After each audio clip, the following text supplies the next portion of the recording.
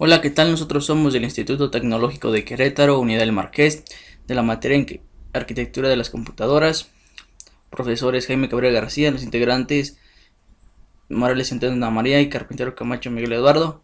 Es un tutorial sobre los temas vistos en Unidad 1. Modelos de la arquitectura de cómputo. Aquí tenemos que son tres: las clásicas, las cementadas y de multiprocesamiento. Arquitectura clásica. Estas arquitecturas se desarrollaron en las primeras computadoras electromagnéticas y de tubos de vacío. Aún son usadas en procesadores empotrados de gama baja y son la base de la mayoría de las arquitecturas modernas. La principal desventaja de esta arquitectura es que el bus de datos y de direcciones único se convierte en un cuello de botella por el cual debe pasar toda la información que se lee o se escribe a la memoria, obligando a que todos los accesos a estas sean secuenciales. Este efecto se conoce como el cuello de botella de von Neumann. Arquitecturas segmentadas. Las arquitecturas segmentadas o de segmentación del cauce buscan mejorar el desempeño realizando paralelamente varias etapas de ciclo de instrucciones al mismo tiempo. El procesador se divide en varias unidades funcionales independientes y se divide entre ellas el procesamiento de las instrucciones. Arquitectura de multiprocesamiento. Cuando se desea incrementar el desempeño más allá de lo que permite la técnica de segmentación del cauce, límite teórico de una instrucción por el siglo de reloj, se requiere utilizar más de un procesador para la ejecución del programa de aplicación. La CPU de procesamiento. Son cuatro, la primera es CISO, computadores independientes, CIMO, procesadores vectoriales, MISO no implementado y MIMO, sistema SMP clusters. Procesadores vectoriales. Son computadoras pensadas para aplicar un mismo algoritmo numérico a una serie de datos matriciales, en especial en la simulación de un sistema físico complejos, tales como simuladores para predecir el clima, explosiones atómicas, reacciones químicas complejas, etc. Continuamos con el siguiente tema, que es análisis de los componentes, de los cuales CPU, memoria, dispositivo de entrada y salida, buses y interrupciones. Primero empezamos con el CPU, la unidad central de procesamiento UCP o CPU, por el crónico en inglés del Central Processing Unit, o simplemente el procesador o microprocesador, es el componente del computador y otros dispositivos programables. Las funciones del CPU. La primera es ejecutar las instrucciones de los programas almacenados en la memoria del sistema. La segunda es controlar la transferencia de la USP y la memoria o las unidades de entrada y salida. Responder a las peticiones de servicio procedentes de los periféricos. Pasos que realiza la CPU para la ejecución de instrucciones. Lee de la memoria de instrucción que hay que ejecutar y la guarda en un registro interior de la UCP. Identifica la instrucción que debe de leer. Comprueba si la instrucción necesita utilizar nuevos de memoria. Si fuera así, determina dónde debe ir a buscarlos. Busca los datos en la memoria y los trae en UCP. Ejecuta la instrucción propiamente dicha. El resultado de la misma puede ser que almacene o invoque la necesidad de tener que comunicarse con la memoria o con otro elemento externo a la propia UCP. Vuelve al primer paso para empezar una nueva instrucción.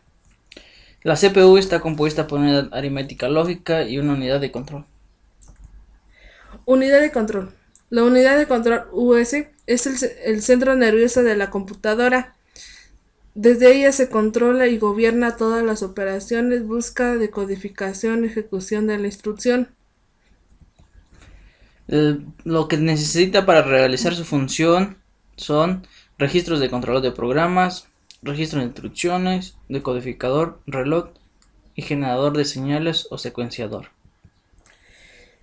Unidad de control de programas, también denominado registro de control de secuencia RCS, contiene permanentemente la dirección de memoria de la próxima instrucción a ejecutar.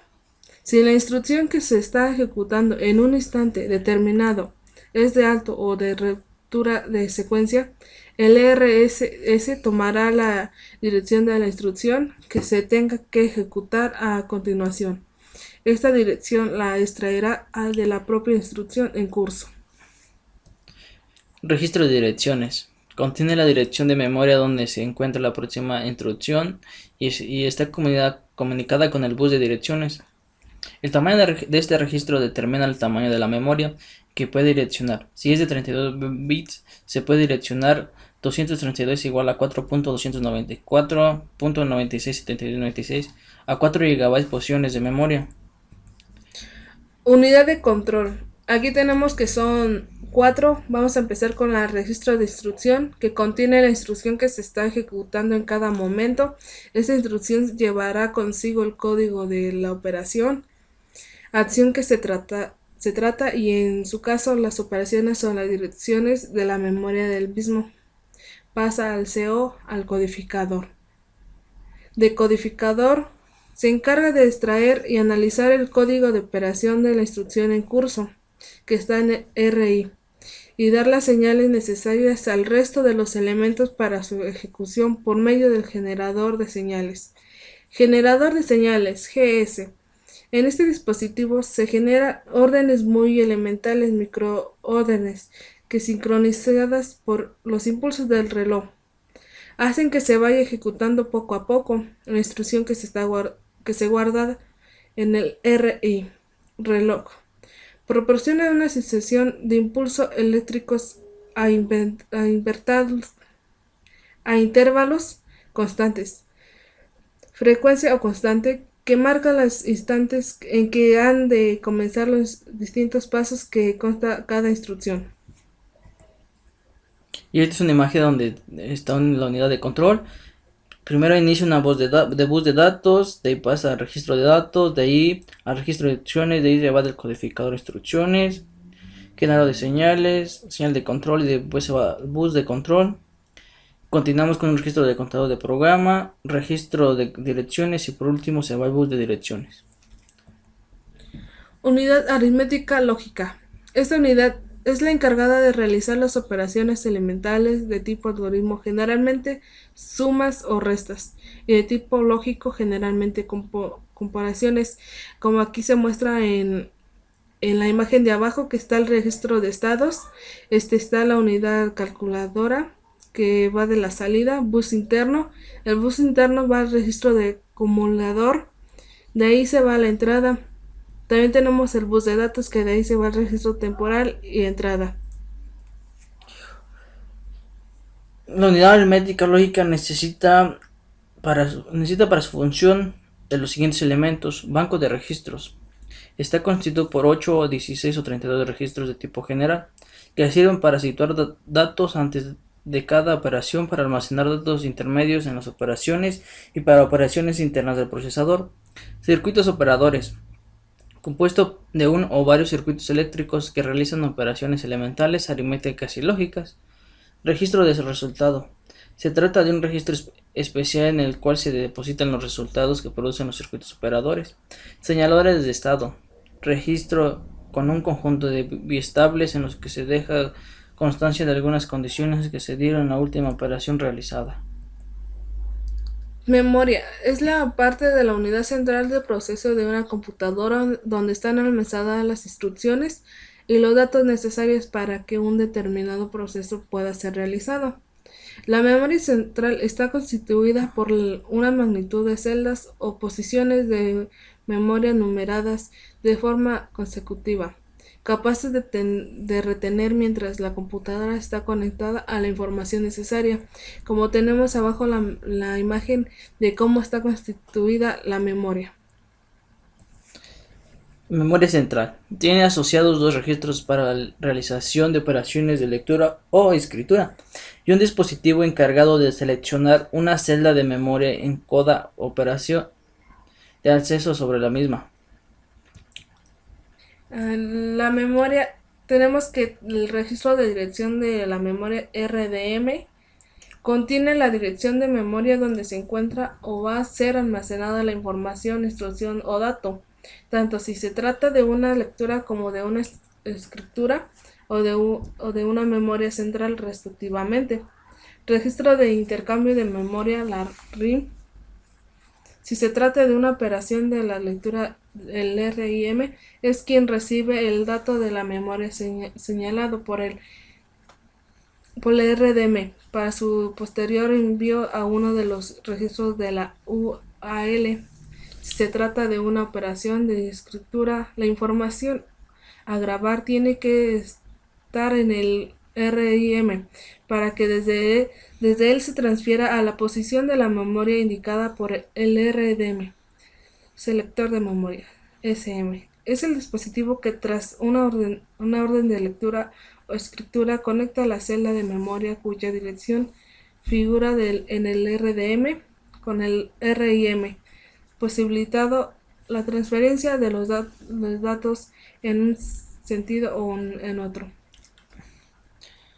La memoria central suele ser direccionable o por octeto o byte. Por tanto, una celda o posición de memoria contiene 8 bytes. Una de las características fundamentales de una computadora es su capacidad de memoria interna, la cual se mide en un múltiplo de byte denominado kilobyte, kbyte, kb o simplemente k, y su equivalente es a 1024 bytes. Memoria cache. La información de la cache es la memoria de acceso rápido de una computadora que guarda temporalmente las últimas informaciones procesadas. La memoria cache es el buffer especial de memoria que poseen las computadoras que funciona de manera similar a la memoria principal, pero es de menor tamaño y de acceso más rápido. La memoria caché es una memoria que se sitúa entre la unidad central del procesamiento CPU y la memoria de acceso aleatorio RAM para acelerar el intercambio de datos. Como se puede ver en la siguiente imagen, es como está compuesta o dónde está la memoria caché. Periférico de entrada y de salida. En informática, la entrada y salida es la comunicación entre un sistema de procesamiento de información, tal como la computadora, y el mundo exterior, posiblemente un humano u otro sistema de procesamiento de información. Por ejemplo, un teclado o un ratón pueden ser un dispositivo de entrada para una computadora, mientras que los monitores e impresoras se consideran los dispositivos de salida para una computadora. Dispositivos para la comunicación entre computadoras tales como módems, tarjetas de red, por lo general sirven para entrada y salida. Acceso directo a una memoria.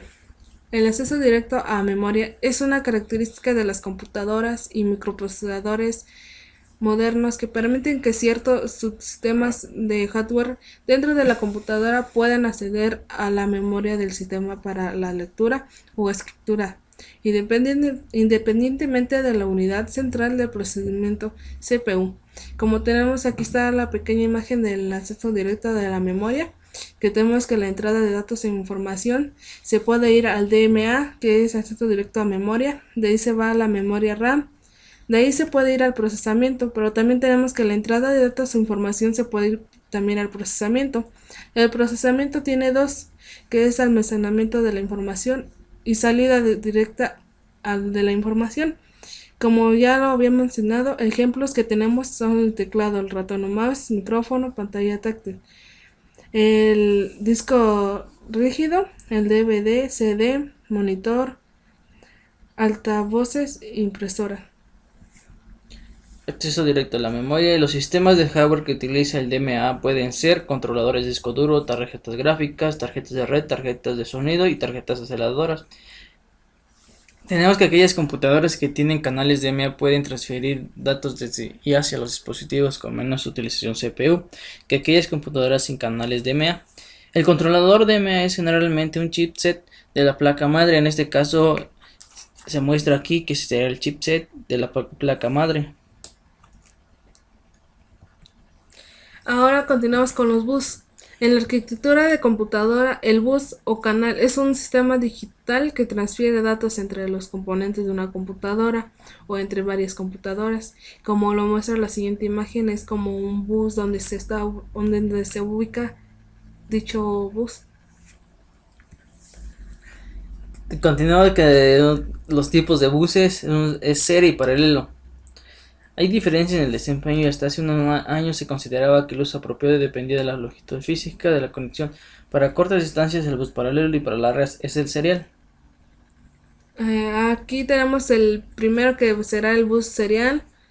En este los dispositivos son enviados bit o byte y se construyen por medio de registros o rutinas de software. Está formado por pocos conductores y su ancho de banda depende de la frecuencia.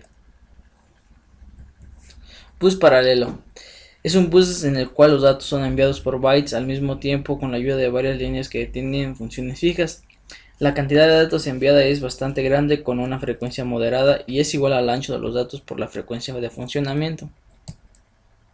Bus paralelo.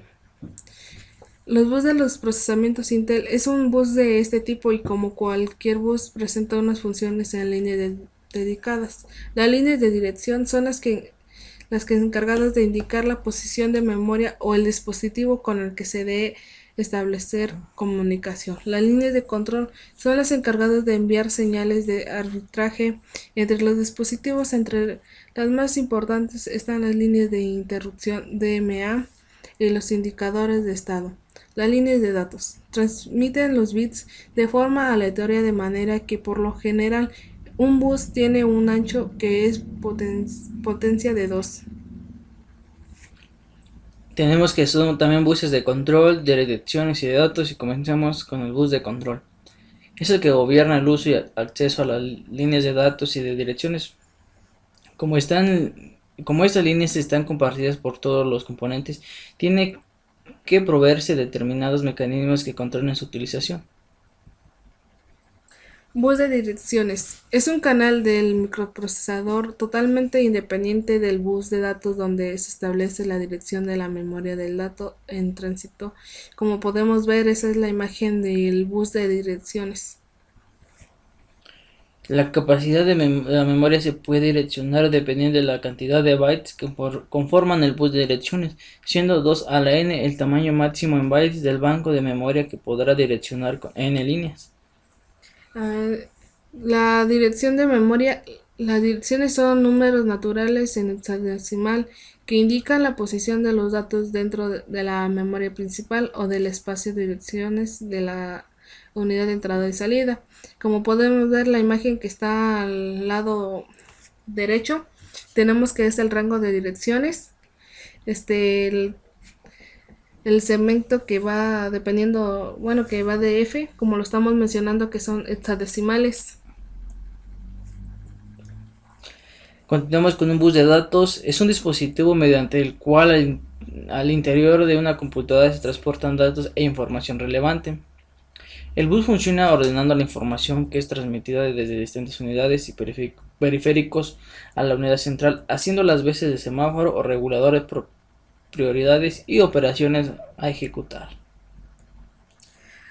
Ahora pasamos con el siguiente tema, que son las interrupciones.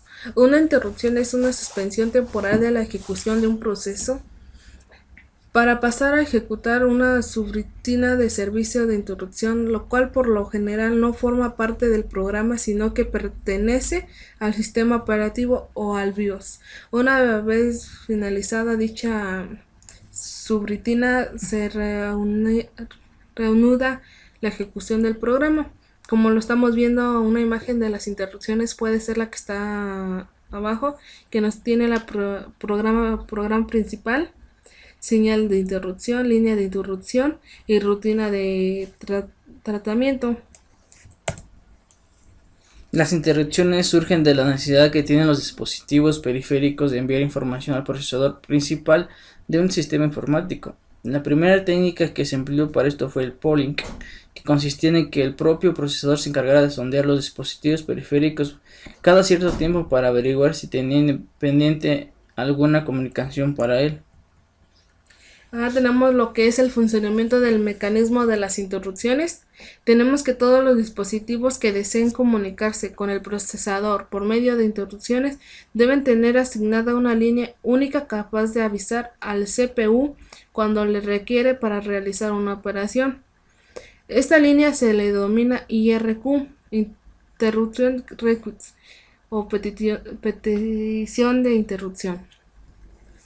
Las IRQ son líneas que llegan al controlador de interrupciones, un componente de hardware dedicado a la gestión de las interrupciones y que puede estar integrado en el procesador principal o ser un circuito separado conectado al mismo.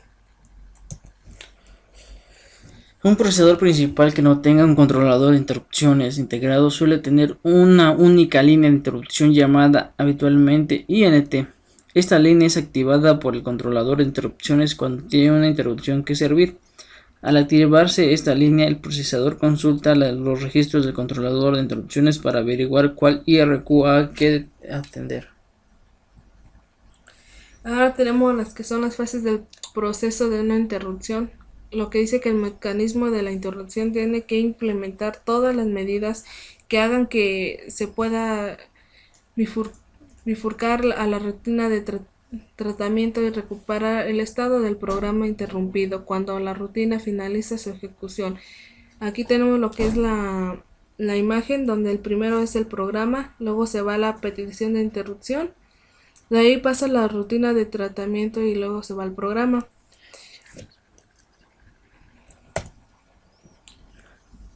La primera es activación del sistema de interrupciones. El programa en ejecución activa el sistema de interrupciones utilizando instrucciones que operan sobre el byte de la capacitación de las interrupciones y del registro de estado RE.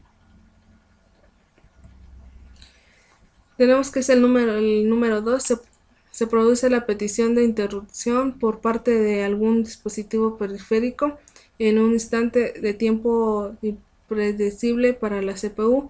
Tenemos el 3, que la CPU finaliza la ejecución de la instrucción en curso. La 4. La CPU salva automáticamente el estado de la pila, es decir, el contador de programa y el registro de estado. 5. La CPU obtiene la dirección de rutina de tratamiento a partir del vector de interrupción. 4. Que usualmente se ubica en la memoria. La 6. Descapacitación de las interrupciones. La CPU descapacita las interrupciones para que durante la ejecución de la primera instrucción de la rutina de tratamiento no se vuelva a detectar las mismas interrupciones y provoque un bucle infinito. 7. La CPU ejecuta la rutina de tratamiento de la interrupción que realiza lo siguiente. Salva en la pila los registros a utilizar. Realiza la operación de entrada y salida. Restaura desde la pila los registros utilizados. La 8. Ejecución de la rutina de tratamiento y vuelta del programa inicial. Finaliza la rutina de tratamiento con la instrucción de retorno de interrupción que restaura el estado de la CPU desde la pila y vuelve al programa interrumpido. 9. La CPU continúa la ejecución del programa interrumpido, quedando las instrucciones capacitadas automáticamente al recuperarse el vector 1 es igual a 1 del RE. A continuación tenemos los tipos de interrupciones. La primera es interrupciones hardware. Estas son asíncronas a la ejecución del procesador, es decir, se pueden producir en cualquier momento independientemente de lo que esté haciendo el CPU en este momento. Excepciones son aquellas que se producen de forma sincrónica a la ejecución del procesador y por lo tanto podrán predecirse si se analiza con detenimiento la traza del programa que en ese momento estaba siendo ejecutado a la CPU. Interrupciones por software. Las interrupciones por software son aquellas generadas por un programa de ejecución. Para generarlas existen distintas instrucciones en el código máquina que permiten al programador producir una interrupción, los cuales suelen tener mnemotécnicos tales como INT. Bueno, aquí tenemos lo que son los ejemplos de computadoras. Como se está mostrando, tenemos la imagen, tenemos el modelo, la marca, que es una HP, las características y su costo. En las características tenemos que la familia de procesador es Core i5, velocidad del reloj, diagonal de la pantalla, resolución de la pantalla, memoria interna, tipo de memoria interna, capacidad total y el sistema operativo, que es el Windows 8. Ahora, el siguiente ejemplo es un modelo PCGM-06TM1 marca Toshiba. Las características son una familia de procesador Intel Celeron, velocidad de reloj 2,17 GB, diagonal de la pantalla de 15.6 pulgadas, resolución de la pantalla de 1366 por 760 píxeles, memoria interna 4 GB, tipo de memoria de DR3 SDRAM, capacidad total de almacenaje 1000 GB y un sistema operativo Windows 8.1. Bueno, aquí tenemos nuestras conclusiones. Lo que nosotros vimos son con estos materiales vistos en clase. Sé qué componentes tiene la computadora y asimismo cuál es su función de cada uno para ejecutar un proceso que el usuario quiera realizar. Los temas me quedaron aún más claros y resolvimos nuestras dudas que teníamos. Gracias a las arquitecturas, ahora tenemos una computadora sin errores y menos problemas para el usuario. Aquí está nuestra bibliografía donde obtuvimos la información. Si gustan, pueden consultarlas para si les queda alguna duda o quieren aclarar otra cosa. Esto sería todo. Gracias por su atención, profesor.